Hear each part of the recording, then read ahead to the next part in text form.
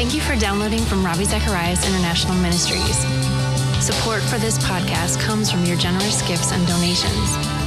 You can find out more about Ravi Zacharias and the team at www.rzim.org.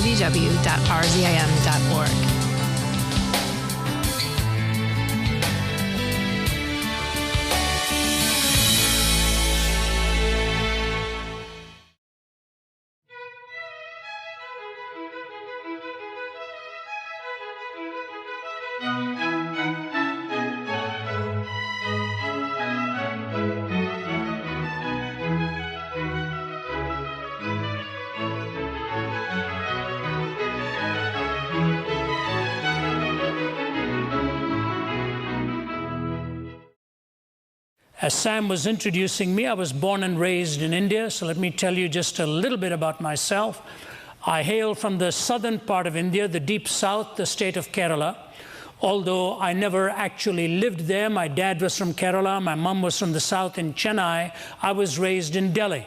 So my ancestry goes back into the south, although I lived in the north, and the languages are quite different. Tamil is as different from Hindi as English is from Hebrew. I speak Hindi fairly well, and Tamil I'm quite comfortable with. But just to say to you that my ancestors go back to the highest caste of the Hindu priesthood, the Nambudris. And coming from a heritage such as that, to come down through generations where somewhere 5 generations ago on one side and 7 generations ago on the other side, commitment took place to the person of Christ, and we were then nominally called Christians. Was I raised in a Christian home? Nominally. Had I ever opened the Bible? No. Could I have quoted a single verse to you? No. We were just there as cultural Christians until I came through a very dramatic and a critical experience in my late teens, which completely changed my life. Since then, my pursuit has taken me in the study of religion and religious dialogue and dealing with worldviews of a different stripe. I spend a lot of my time overseas. I'm actually on the road about 240 days a year. Talking to Muslim scholars, Hindu scholars, Buddhist scholars, and I interact with them on some of the most critical questions that bring about our distinctives. I want to start off with 2 principal ideas that are indispensable in your personal search. I can guarantee you that if you're genuinely an honest student, you're looking for at least 2 things. And let me illustrate it for you this way before drawing the deduction. During my days at Cambridge, I remember taking my family to attend a court session at the Old Bailey. My daughter at that time thought she may go into law, and she wanted to see a trial in process. And any one of you who's visited Old Bailey will know that you can just walk into one of those quiet areas there at the top in one of those booths there and sit down and observe what's going on. The only time you can be blocked out is if you are underage and the case in session is dealing with a very sensitive issue of sexuality or rape, something of that nature. As it happened, our children were very young, and we walked into a setting where 2 little girls had accused a man of raping them. So my children, the 2 younger ones had to leave. The older girl was able to stay there, and I watched it. And it was amazing to watch how the case was unfolding. As the charges were read, and you could see the man against whom the charges were being brought, he began to feel so uneasy and so troubled by what he was being accused of. You couldn't see the 2 little girls because they were really minors, but the defense lawyer could see them on the screen, as could the prosecutor, and he would be talking to them, and you could hear their voices. They were in a different room. And as the charges unfolded and the case was being made, you could see how strong the case was. Then the defense lawyer stood up, and he walked over to the screen, and he said this. He said, "Can you 2 girls hear me clearly?" They said, "Yes, we can." He said, "I want you to know there is only one thing I'm interested in. Nothing more than that. The truth." He said, "That's all I want from you. And if you're uncomfortable with something I ask you, you can tell me that." If you don't know the answer, you can tell me that. But I want you to tell me the truth to what both of you know. And he began his questioning. And then suddenly a turn came in the questioning, and he said this: from when this incident happened to when you brought the charges after which you told your parents, about 2.5 months had gone by. Is that right? That's right. Is it true that on the day you told your parents, this man saw you in such and such a place, and shocked at seeing you there, he told you that he was going to go straight to your parents' home at the end of the day and tell them what you both were up to? Is that true? There was a moment of silence, and one of them said, I can't remember. And the other one sort of dodged the issue, and you could tell what had happened that day on that question. The answer was probably in the affirmative. And as soon as that happened, I remember sitting there and putting my head down and saying to myself, what on earth is the truth? And I remember my daughter coming out of there and she's saying, Dad, something's not right about this story, is there? I said, no, honey. I said, but remember, sometimes a person, in order to defend his client, may intimidate the person, may build all kinds of issues and so on, because you hear of this. But one thing was for sure, you desperately wanted to know the truth. And you can't always get at it. But what is more important and pertinent in trying to understand this is not just truth, but relevance. You and I, in our pursuit in life, can ask the questions of truth, but we also ask the questions of relevance. And relevance goes beyond just the idea of what is the meaning of life. Yes, you can attempt to answer that, bring together components in which truth and wonder and love and security and all of that may be brought together. But at the end of each day, your religious pursuit or your pursuit of what is ultimate assumes that you find relevance in that belief. But then you have to check out that relevance against the truth, because relevance without truth makes truth immaterial and possibly relevance irrelevant. These two lines have to converge in the days of your scholarship and in the days of critical analysis of the worldview that you are going to espouse. Malcolm Muggeridge, whom I had the privilege of meeting before he died, Muggeridge was a hedonist in the best of his days, changed so much of his pursuit towards his latter days, and he was in his 80s when I visited him in his home in England, and we spent the afternoon together. Muggeridge, who was a media man, wrote this: "In this Sargasso sea of fantasy and fraud, how can I or anyone else hope to swim unencumbered? How can I learn to see with and not just through the eye? How can I take off my own motley, wash away the makeup, raise the iron shutter, put out the studio lights, silence the sound effects, and put the cameras to sleep? Can I ever watch the sun rise on Sunset Boulevard and the sunset over Forest Lawn? Will I ever find real furniture among the studio props, silence in a discotheque, love in a striptease, read truth of an auto cue, catch it on a screen, chase it on the wings of Muzak, view it in living color with the news, hear it in living sound along the motorways? No, not in the wind that rent the mountains and broke in pieces the rocks, not in the earthquake that followed, nor in the fire that followed the earthquake. I think I could probably hear it in that still small voice. Not in the screeching of tires either, the grinding of brakes, or the roar of jets, or the whistle of sirens, or the howl of trombones, the rattle of drums, or the chanting of demo voices. Again and again and again, I long for that still small voice, if one could only catch it, the voice of truth.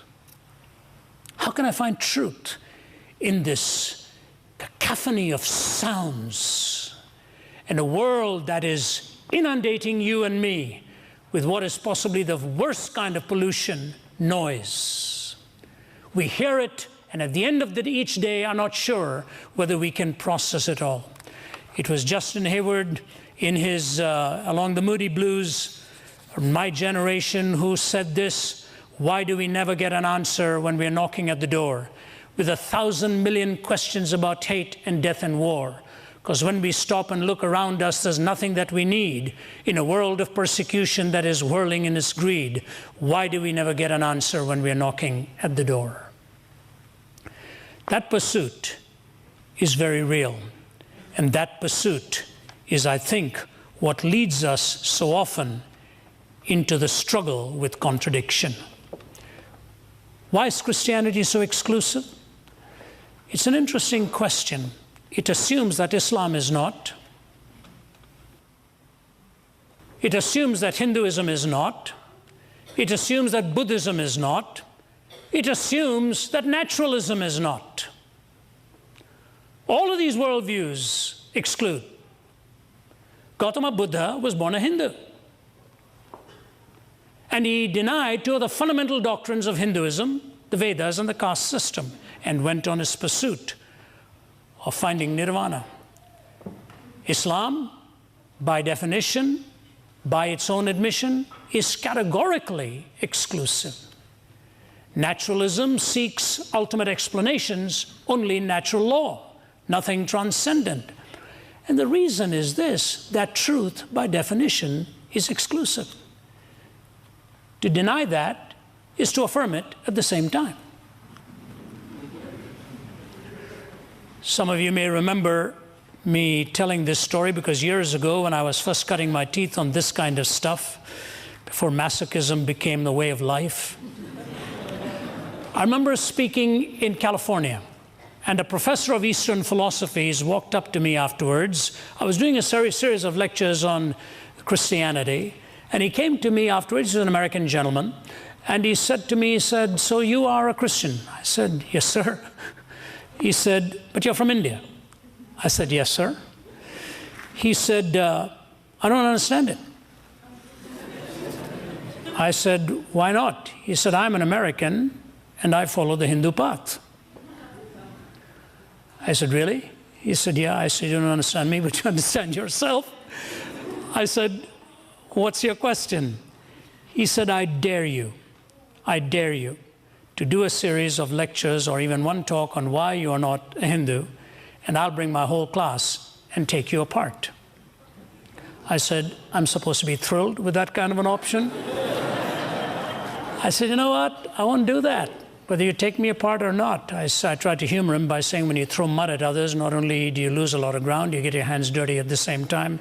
He didn't think that was very funny. I said, "Why do you want me to do that?" He said, "Because I want your answer to that question." I said, "I tell you what, one night this week I'm speaking on why I am a Christian, and implicit in all of that is why I'm not anything else. Why don't you come for that? And if your students want to take me apart, I'll be fair game at the end of it."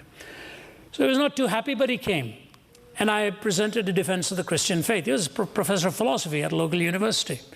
At the end of it, he came up to me and he said, "You have done more damage to the pantheistic worldview than I've ever heard any man ever do. And the reason is you don't understand it." I said, "I see." I said, "You want to talk about it here, or do you want to talk about it somewhere else?" He said, Let's talk about it." I said, "I'm not here to impress your students." I said, "Let's go out for lunch somewhere. You pay, I'll pray, we'll talk."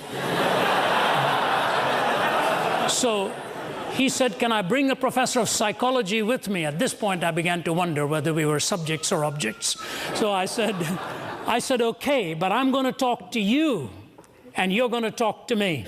And you're going to tell me why you said what you did, and I will respond to it." He said, "That's fine."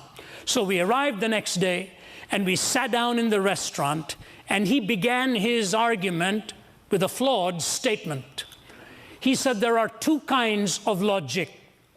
That's wrong. But why stop somebody so early? Just let them keep moving.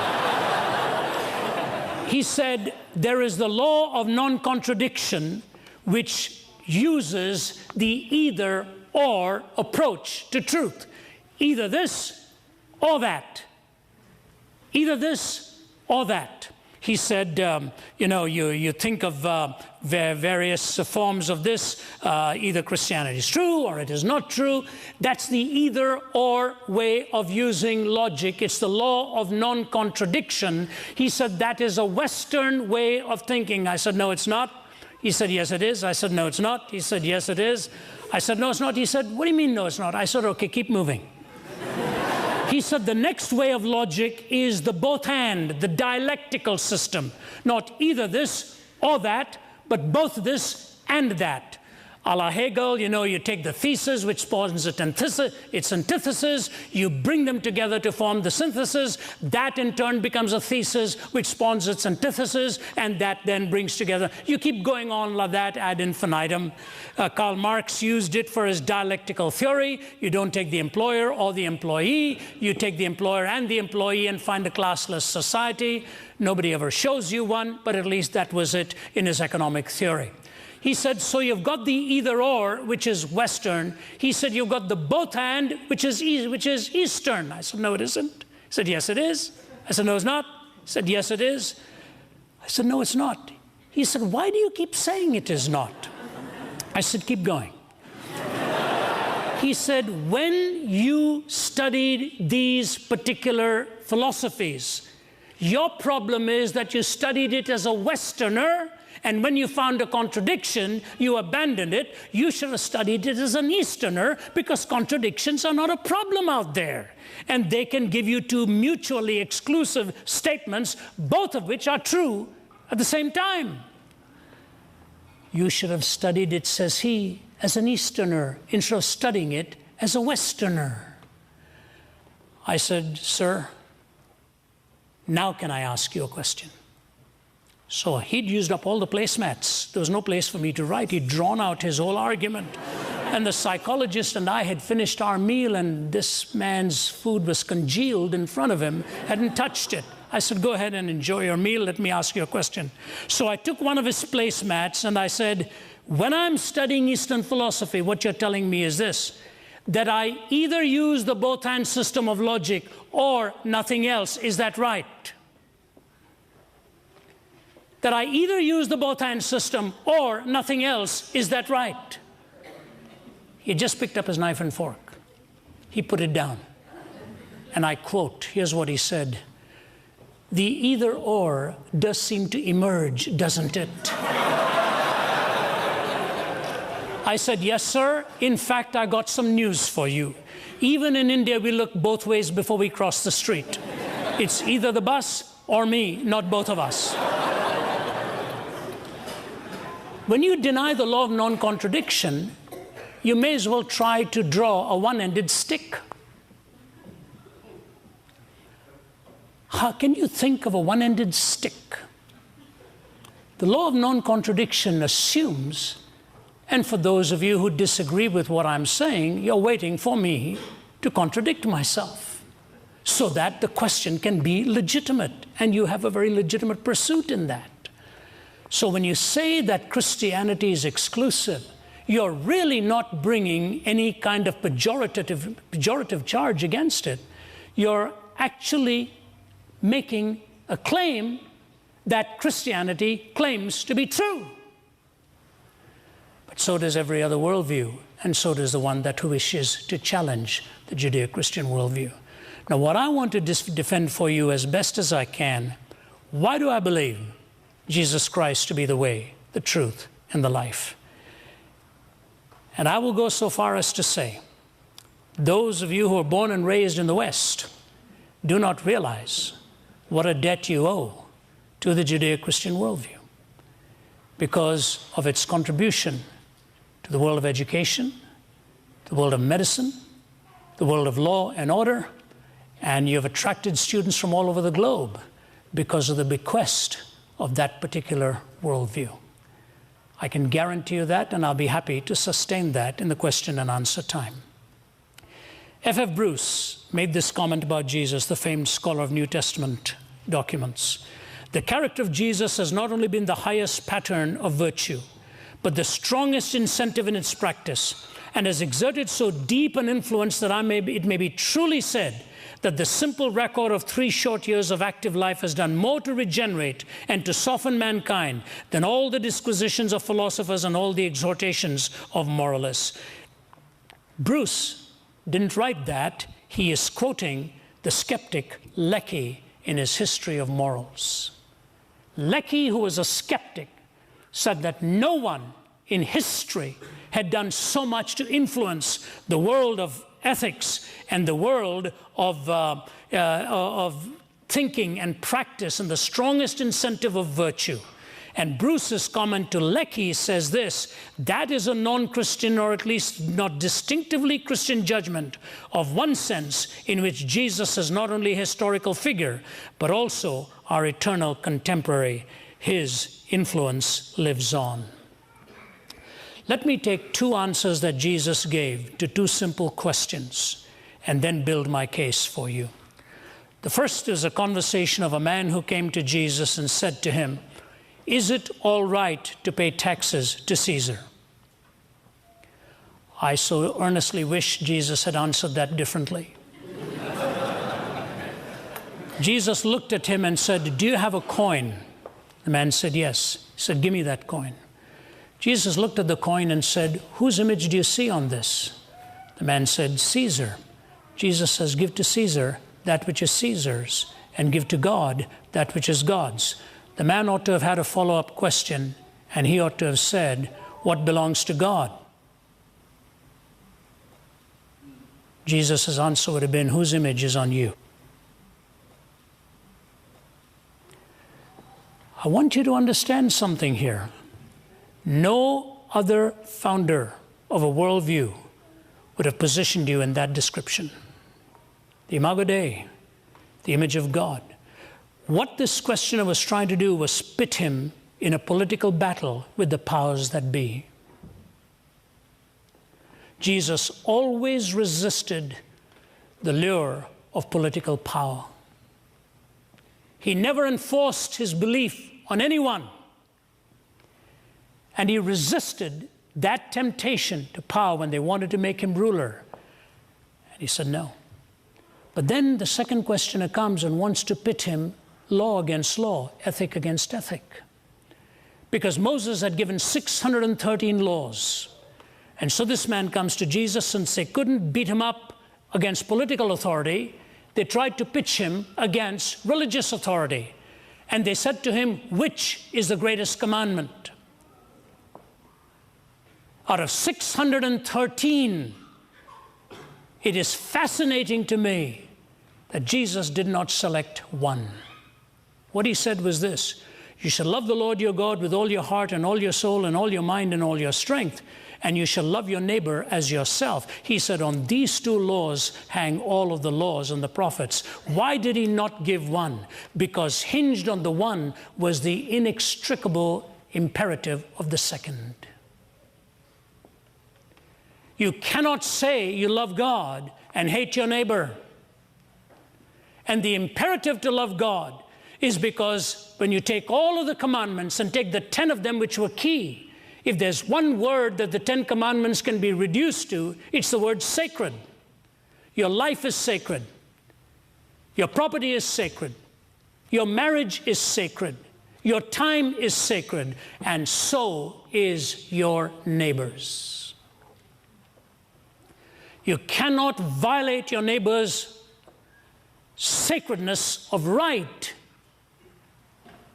and tell that neighbor that you still love God. Those 2 answers of Jesus lead me into the conclusions that I want to draw. The first is this: that he gave us the source and necessity of moral reasoning. The source and necessity of moral reasoning. It is very fascinating to me with a man like Stephen Hawking in his book that is, talking about the grand design and so on, and by the way, on which many scientists, Roger Penrose included, who worked with Hawking, and many others from Cambridge and Oxford, have really taken him to task. And one of the major philosophers of science at Cambridge University said, "May I say this much? He said, Mr. Hawking, Professor Hawking's assertion is that philosophy and theology hasn't kept up with science. He said, may I be daring enough to suggest that the oracular Professor Hawking may not have kept up with theology and science himself, and theology and philosophy himself. So the accusation was that philosophy and theology hadn't kept up with science, and his challenge as professor of science at the same university was, Professor Hawking, have you kept up with theology and philosophy? Because the metaphysical implications of what he's saying are huge. How do you come to moral reasoning if all that is the original source is nothing more than time plus matter plus chance and purely materialistic and chemical in its source? How does one arrive at moral reasoning? And yet we struggle with it, don't we? Professor Kai Nielsen from Calgary. We have not been able to show that reason requires a moral point of view at all, or that really rational persons unhoodwinked by myth or ideology need not be individual egoists or classical amoralists. Reason doesn't decide here. The picture I've painted for you is not a pleasant one. Reflection on this depresses me. Pure, practical reason, even with a good knowledge of the facts, will not take you to morality. Richard Rorty, who had no ultimate criticism to offer even about the Holocaust, says this: if moral imperatives are not commanded by God's will, and if they are not in some sense absolute, then what ought to be is a matter simply of what men and women decide should be. There is no other source of judgment. Bertrand Russell affirmed that. J.L. Mackie affirms that, contrary to Sam Harris's latest book on ethics, which is really rehashing nothing else but a kind of materialistic theory of the human well-being. There is no ontic referent for an absolute moral law.